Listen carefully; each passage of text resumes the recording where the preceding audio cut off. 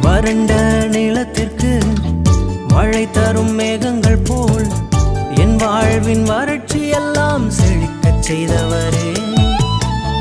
இருள் என்னை மூடிக்கொள்ளும் வேலைகள் வந்தாலும் பிரகாச வெளிச்சமாக மீட்டுக் கொள்பவரே.